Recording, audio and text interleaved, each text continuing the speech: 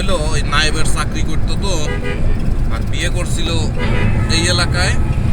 পরে মনে করো যে ওই চাকরির সুবাদে ভাই একদিন বেড়াবেড়া আসা লাগে সন্তলা যে নানার আব্বার দাদার ঘরে কি কি আছে না আছে ই আল্লাহ, এই উল্লাপাড়া খালি এই স্টিমা মাতৃ ওইটুক কয়া দেয় না। আমার কি কি আছে একদিন এসে খোঁজ খবর নেওয়া লাগবে। মামা এই স্টিমের ছেলের নাম কি বলুন মামা?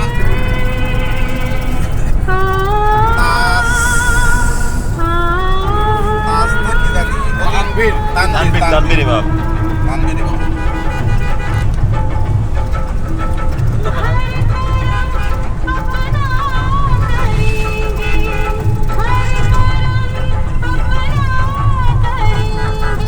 এই গল্প আবার বেশি ভালো করে যে আমার সারাতুল ট্রাভেলসের কাউন্টারের হাকিম ভাই আছে, হাকিম ভাইয়ের বোর আবার বাড়ি এই এলাকায়।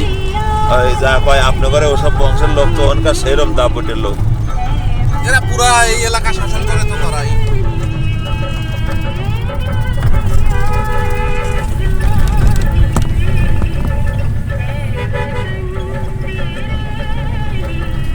ভালো লোকের সন্তানরা ভালোই হয়।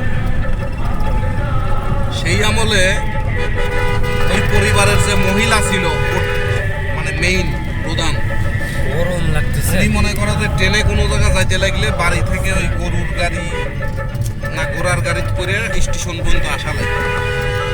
উনি যদি স্টেশন মাস্টারকে খবর দিত যে যা বললো যে আমি এই ট্রেনে যাব, ওনার মেবি 13-14 সালে একসাথে আমাদের কোম্পানি থেকে 9টা ফ্ল্যাট কিনছিল হাইপেরিয়ান। স্টিমের বয়স কত হয়েছিল? 80-র উপরেই মনে হয় সব। আমি যে সময় দেখছি সে সময় মানে ওই স্মুথলি হাঁটা চলা করতে পারে না, খুব ধীরে ধীরে হাঁটে। আপনার এই স্টাফ বেশি ছিল, সেটা তার পরেই ছিল সে যেটা বলছে ওইটাই।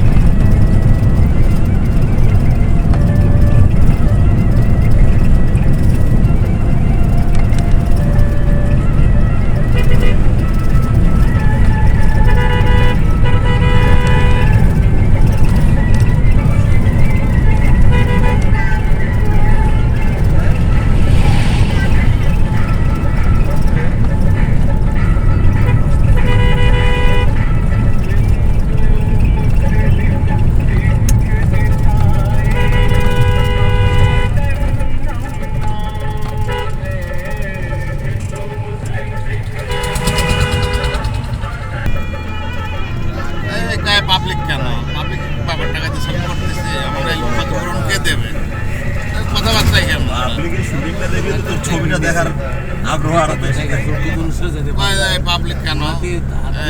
এটা কেন?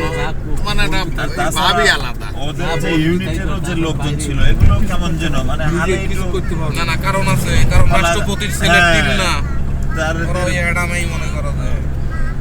আর ওইটা সারা হইলে পারে তো পাবলিকের হাতে পায়ে ধরিয়া মাপছে ধরে। ওই শুটিং ইউনিটটা খুব প্রেসার দেখাইছে ভাই, আমার কাছে যেসব মাল আছে মারি দিয়ে পারি দিয়েছে। হ্যাঁ সুপারস্টার আসছে না জনগণ, আর যথেষ্ট ভদ্রতার সাথে আমাদের এলাকার লোক, এমন কিছু